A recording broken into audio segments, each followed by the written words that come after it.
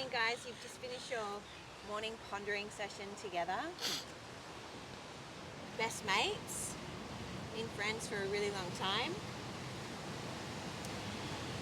If you guys were to swap lives for a week, what do you think would happen? Amir would have a six-pack. I would have a six-pack. Jamie would have a one-pack. Wow, that's a really good question. Well, you'd be flying airplanes. I'd be flying airplanes. Upside down. Doing upside down, doing loops. Stunts, yeah. You- And I would be making videos saying, "Hello, ladies."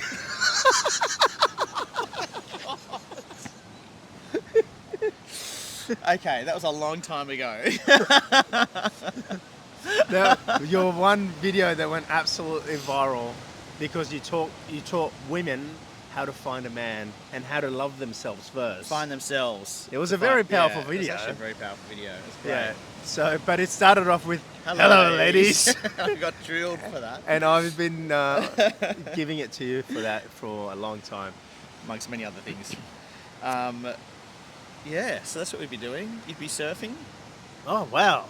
foiling, Foiling? running, cycling. Wow. Yeah, all those things.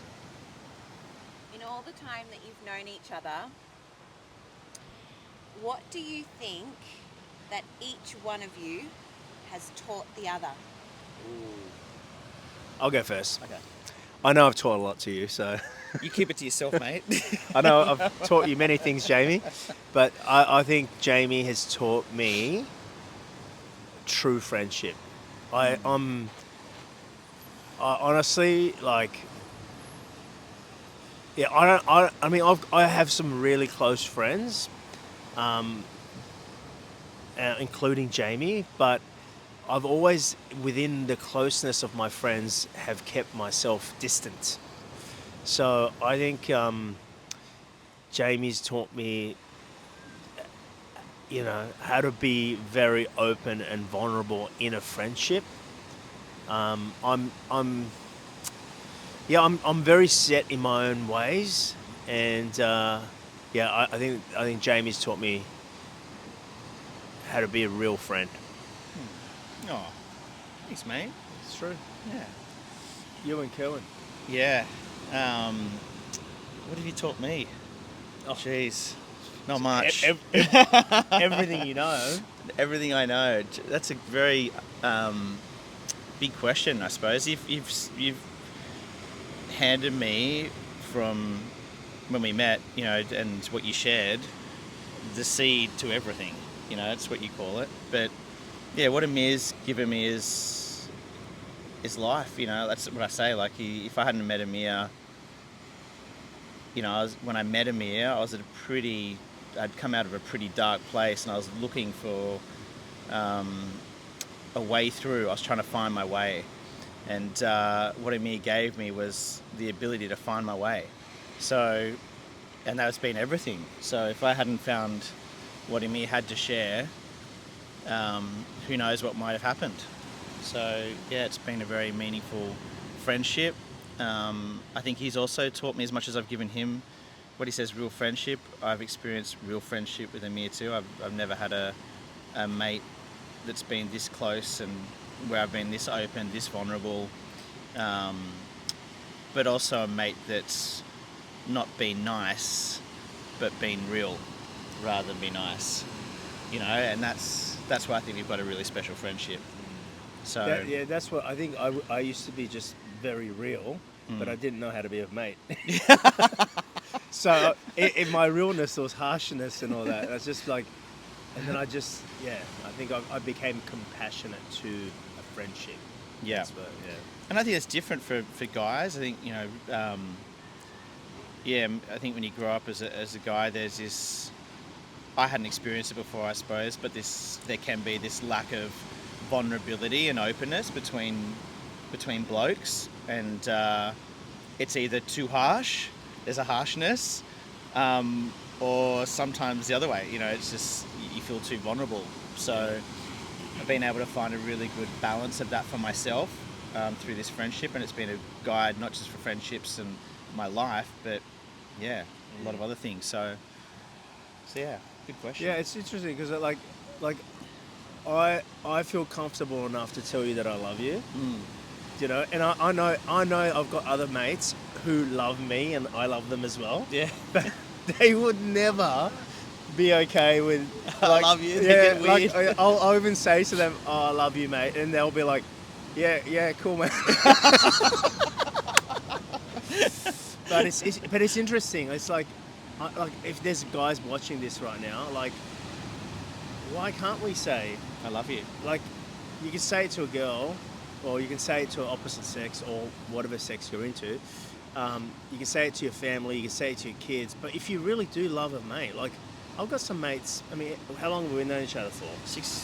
As friends, 16 years. 16 years. Like, I've got friends who longer than that as well. Like, have been 20 years plus. So, I mean, if you're still mates after 16 years, I'm pretty sure you love each other. Yeah, for sure. I'm pretty sure you love each other. So, like, why can't you tell that to your mate? Yeah. I think it's really healing too as a guy to be able to say that from that space. Yeah. I don't know what it is. I don't know if it's healing or maybe empowering, but it just feels good. Like, I don't know. In the beginning, it did. I think in the beginning, as you get used to saying that, it feels a bit awkward. But first, You can still have your masculine energy. Yeah, but like, that's the thing. I'm masculine. Yeah. You're masculine. Yeah. Like, it's not like it, but it's just acknowledging that, hey, you know what, you're a very good mate. Like, yeah, well, just say I love you. yeah, You know, you're. So anyway, it's a good thing. It's a new tagline. I love you, mate. Jamie, I love you, mate. I love you, mate. There you go. There's a challenge to all the guys out there who've been friends for over 5 years. I would say that you love each other. The challenge that we're going to put out there is for you to reach out to a mate that you've been friends with for over 5 years and say, I love hey, you, mate, mate. I'm doing the I love you, mate challenge. Yep. And I want to tell you that I love you. Yep. There's a challenge. That's a we challenge. just created challenge, it right challenge for the guys, and we'd love to hear how you go because Yeah. it's pretty special. It's pretty special. And so you guys are really close friends, but you also work in the same field and you coach and mentor and work with lots of different types of clients. What do you think the biggest lie people tell themselves daily is? Well, before we answer that, I just want to acknowledge and distinguish that I am the better coach than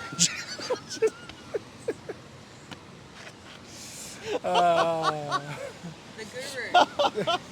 No, He used to tell me I had a big ego. I'm only kidding. No, that's a good question. What do you think, Jamie? The biggest lie. What's the biggest lie that people tell themselves? Is that the question?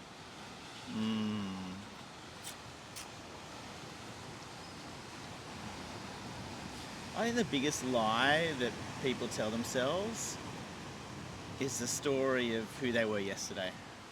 You know, people are always telling themselves about who they think they are according to what happened yesterday, and it's such a lie. Like, you know, we were talking about pondering this morning, and I just feel like when you're really present and you're here in life, you're really meeting yourself and being yourself. But so many of us, and even in my own journey, I bring this story about who I was yesterday or who I was years ago. And it's just not true anymore. Like, who I am is always here. And I feel like that lie, you know, that relates to time just creates so much limitation, so many stories, so much suffering, and excuses too, you know, to why we can't fully show up in life and be here and follow the sense of possibility. So I feel like, yeah, the biggest lie is people elude themselves to who they think they are in time, you know, especially the past. And I think when you stop lying to yourself about that story, you meet yourself and things become light and possible, and you meet love, you know, that feeling of love. So yeah, that's the lie that I suppose as a coach that I, in the beginning, hold a lot of space for too, you know, like just the stories that people bring with them. Yeah. You know, so yeah, I don't think I've ever said that before. It's a good question. So that's what. Yeah, well, for me, the biggest lie is not much different to your answer. It's that you can't.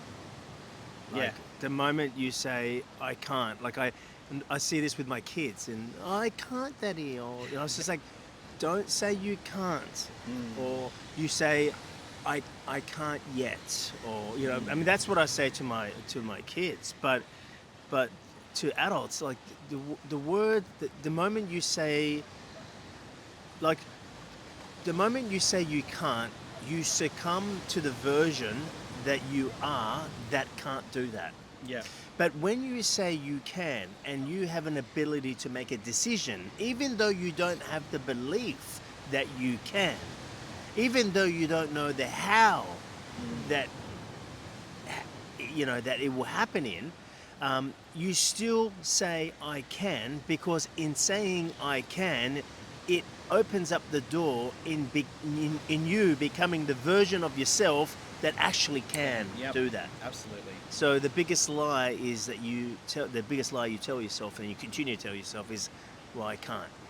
And often we say that because we look at the how. Well, how much money do I have? What will people think? You're looking at the how. It's just look at the why. Look at why you feel to do that. Yeah. No story required there, just possibility. Yeah. And why do you think people are so addicted to staying in the same place? That's a Very- juicy question. yeah. Very simple. Why are people so addicted in staying in the same place? Because it feels comfortable. Comfortable, what they know. It's Yeah. and here's the thing, and I know most people have heard that and like, yeah, all right, it's a comfort zone. But what does a comfort zone actually give you? That the what's the word for out discomfort? Yeah. What does a comfort zone actually give you that the discomfort doesn't? And here's the thing: the comfort zone gives you a sense of certainty. Yeah. It's like, and even though the comfort zone could be painful, like some people think comfort zone is comfortable. No, there might be people with big problems, like big issues, and they say that I don't want these issues. I have clients that say I don't want these issues, but I can tell they're actually lying. And I say, well, I think you do. And they'll go, well, why do you think I do? Because you're getting certainty, and you know that that problem will always give you that problem. So you get certainty from that problem. So, and when you go outside of your comfort zone, or I like to call outside of the box, there is this level of discomfort because it's the unknown. But here's the thing: people need to change their perception of what the unknown is. Unknown means infinite possibilities. That's what infinite possibilities feels like. It feels like the unknown. Because if it was known, it's finite. Yeah. So to me, that's why, whatever the question was, People stay in that place where Yeah. they're stuck, Yeah. they don't move.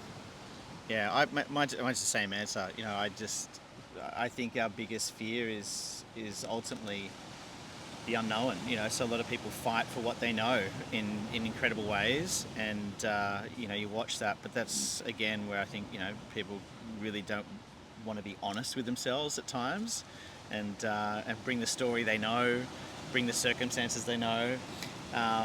You know, and that's why sometimes I also, you know, people come to do the work and it gets very honest, and some people shy away from doing work because it means leaving behind the certainty of what they know, their problems. the old version. Yeah, it is. So it's good question, but that's why people stay stuck ultimately. And I think on the other side of that, you know, I watch this too. There's so much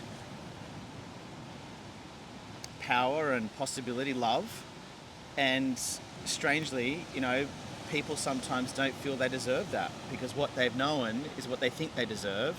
So going into something that is just so new and unknown feels like you said, it's a completely different version. Add something to that as well. It's not that people feel undeserving. I don't think anyone is undeserving. Even though we say, oh, I feel undeserving. It's that people feel, and we might, from when I describe this, go, well, that's what undeservingness is. But people feel they built their level of deservingness within a parameter, within a they give it a size. Yeah. You know, I'm deserving when I'm doing this. I'm deserving if I accomplish Yep. this. So, and they just give a size to deservingness, but deservingness is not limited to, you know, There's no measure. how you show up, what you did. Like everyone deserves love. Everyone deserves infinite possibilities. But because you put a measure to your love, therefore you experience what most people will interpret as undeservingness, Yeah. because you're putting a measure to it. Yeah. Don't put a measure to it. Don't put what you did. Nothing. So what do you you did in the mean by past. measure? Give someone, because Well, you're giving a reason reason, yeah. to, you know,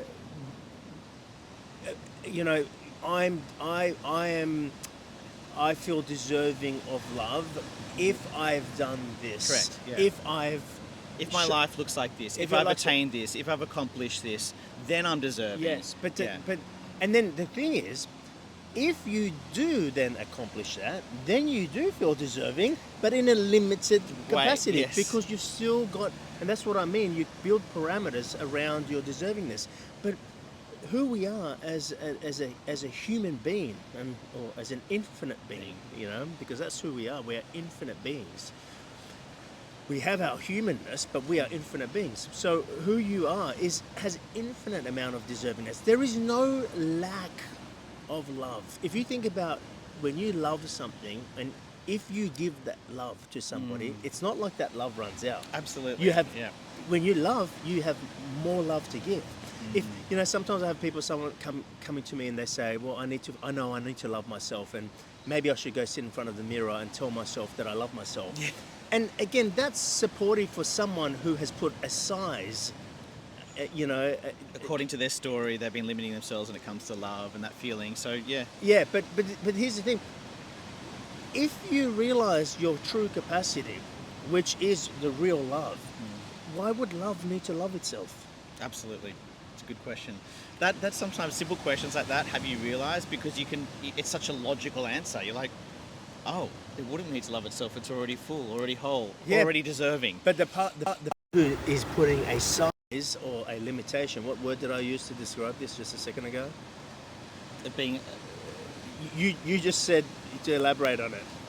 I don't even know Undeserving. I don't even know what a word. limitation. No. What did we say? Jess behind the camera. Do you know what I just said about? Like the limitless, like the limit amount of love. No, but you just went. A measure. Measure. Sorry, measure. Thank yeah. you. Like the limit of See, I don't even know what I say, you know, half the time. Honestly, there's the point. There's the point. I don't know what I say. It's just there to say. But it's anyone who puts a measure of, you know, their to their love, worthiness, to deserving, their yeah. love, like. But you know anyway. what's interesting? You see this, like some people will come and start the work, they'll start to drop the measures that they've been holding upon themselves, that when I've accomplished this, when I've achieved this, and they start to drop it. And then what starts to happen is naturally they start to feel more deserving, more love. They start to sense it. And you know what happens? Their life starts to transform around them. Yeah. Things start to happen. And I see this all the time, especially with coaching. And like the thing that they just would love falls in their lap. Like finally the relationship comes, or the new career path, or something changes. But you know what happens then? Because we're so used to measuring, they place their attention on what's formed in their reality, and they go straight back to now measuring why that deservingness is there, and they forget. And they also say, "Oh, I'm happy now because of this measure, Correct. or because of this." But it's not true. It's not, Be- but- we don't become happy when we're successful. We become successful when we get happy. Correct. Is a quote that's out there. It's a great but one. but it's true. It's not that outcome or that result or what you're measuring that's brought you a happiness. There's a happiness that you have found, and then what happens is your life, as you just said, then your life changes Transforms. around to mirror your love and deservingness, and then your ego, your identity goes, "Oh, that's why I'm happy, because of what's formed now, because of Exactly. how my life has changed to reflect." And they look in the mirror, which is a mirror, it's a reflection, Yep. and they go, I'm happy Happy because now. of the reflection, Yeah. because of the mirror. No, So this is- you're happy because of what you're reflecting into the mirror. But You- I know, but that is why when I say to, I think for me as well, like I was always trying to do work for so long, and I was just trying to change my mirror Yeah. for so long, and I would change it every now and then, but I'd always end up feeling like something was missing, because I always thought I was doing the work to change the mirror. But then when I realized it was never about the mirror, Yeah. and this took me some years, because you do the work and life transforms, but then you go back out again, and then I realized it's not about anymore about the mirror. It's not about my life. It's about who I am, and for someone to get there, that's why I love this work and the people that I get to meet. And I know you feel the same, that are really invested in who they are. Yeah. Oh, the journey is sharing this journey with people is just so beautiful. Yeah. Like, I love it. I think Yeah. that's why I love the mentoring. I love the space. We're about to go to a retreat Yeah. with all the clients, and it's just magic. When we are so free of this world, it gives us a freedom to enjoy it like never before. So yeah, what you're talking about, to remove measure, oh my god, it's massive. Good question, babe. I just want to finish on something profoundly deep. Okay. You mean we haven't been talking about something deep? Hang on a second. So, what's one little thing that Amir does that makes you laugh and roll your eyes? How is that deep? I can only mention one thing. Just one. Me doesn't roll my eyes. Have you seen what I've just done to my toe? Oh no, don't bring the toe out. He's painted it. Stop it. You see my toe? I'm rolling my eyes. I can't watch. He's I painted his painted toe black. I painted my toe black. I told you I was going to do that, That actually yesterday. looks like a real toenail now. I actually, Now I know why I've done that. I told you I'm going to do that yesterday, and you rolled your eyes. You were Well- like, "What? well, You're gonna, The story with him is toenail is he has had no toenail, and then he decided that he was going to manifest a new toe, and he did. Well, hang on. Let me tell you the full story. Okay, wait, I because- haven't got time. No, but just really quickly, my wife is a podiatrist. I've stubbed that toe, and it's been broken for a long time, and it's like a quarter long. dead. It's dead. And she told me that it's never going to grow back, so she puts a fake toenail, which is a thing. I don't know. Supposedly, she tells me there's a lot of women with fake toenails because they wear high heel shoes and they lose their toenails because it's been killed, right?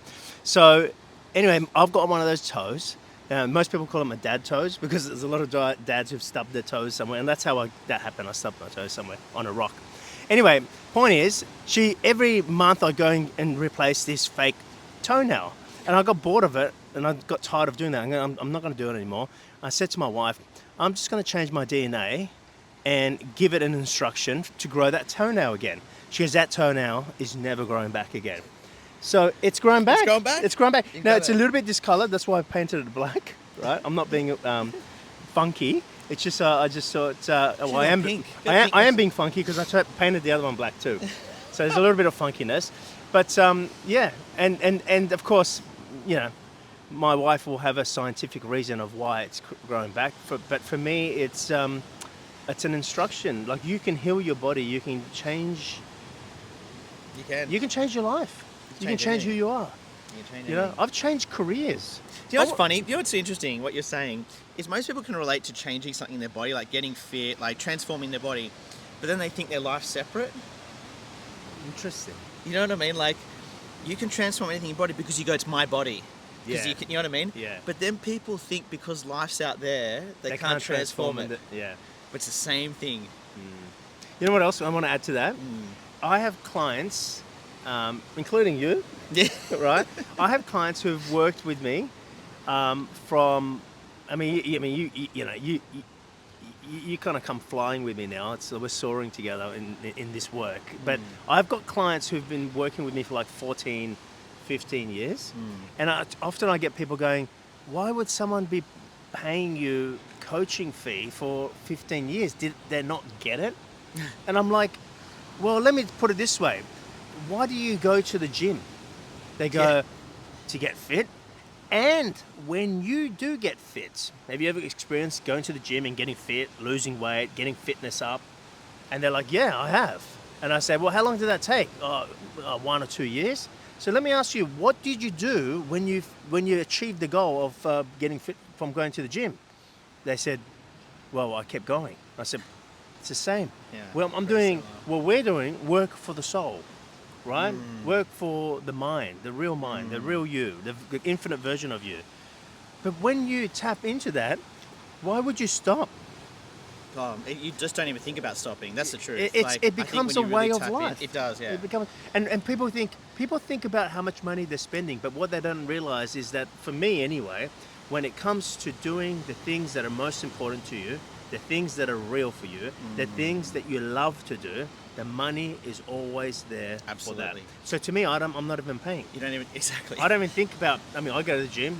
There's lots of things I do. When I decided to become a pilot, I remember spending so much money, hundreds of thousands of dollars, to the point where I was actually running out of money back then, and my accountant would go, well, how much money have you spent in aviation? I said, I don't want to know, and I don't care Just keep going. because I love it. Yeah. So don't tell me how much money I've spent. I don't care, and I'll continue to spend. Yeah.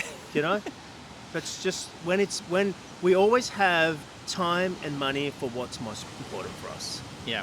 Okay, and if you are not important for yourself, if you are not investing in yourself, whether it's your health or your mind or your soul, then who's going to go out there and achieve and experience the life that you came here to live? Yeah, I think that's so true, and it's the same. Like I've got mastery clients that have been with me for years now, and I think the one thing I hear them say is that it's not a choice anymore. It's a way of life, and It's a they way of love life. it. You know, and I can relate because it's the same thing. There's not even a thought in my mind about stopping because it's not even work anymore. It's just a way of life, and that's why you said. I think you dropped a joke in the group a little while ago to some new people, and they're like, I think we were talking about the cost of it or something like that, and you're like, The cost of something. yeah, it's cost of something we're doing, Yeah. and they're like, Jamie doesn't even pay anymore, and everyone was like, what the fuck? Jamie doesn't pay? He gets it for free? Yeah. You know, I was like, well, I don't pay because I don't think about paying. I just love it. So the conversation isn't there anymore. But of course, then the money's there. It's happening. And this might sound, someone hearing this for Yeah. the first time, it might sound a little bit woo, but honestly, like if it's something I love, which is, the well-being of my family, the health of my body, the lifestyle of my family and my friend, like if I love it, I make a decision, I make a choice, not from what's in my bank account, not what's in from the past, Yes. of what's happened. From this moment, I make a choice that I have that. Yes. It's not even I want that. It's done. It's I have Yeah. that, and therefore my story then shows up in a way, and the money or the circumstances bend in a way, and it's like it's There. just there to be paid. So that's why I say I don't feel, or I said Yeah. that you're not paying for it. But it's the You same, know? you know how people can relate to this, so it's not something that sounds out there.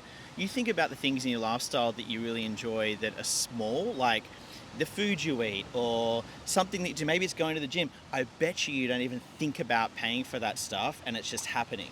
And that's just to give someone a little bit of a reference point in their own life. Even it's like some people who might be struggling financially will go, well, yeah, I don't think about not paying for my rent or for my Correct. mortgage because that's the roof over my. yeah. What's his name? The hierarchy of needs. Maslow. Yeah.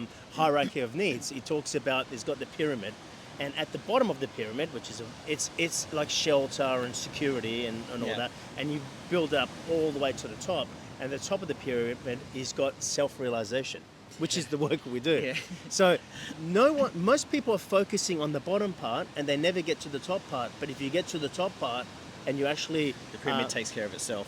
that's Yeah. when the stuff down the bottom of the pyramid, you get to a point where you're just not thinking about it. Correct. So someone would think about this and go, yeah, of course I'm going to pay for my, the things that are going to keep me secure and safe.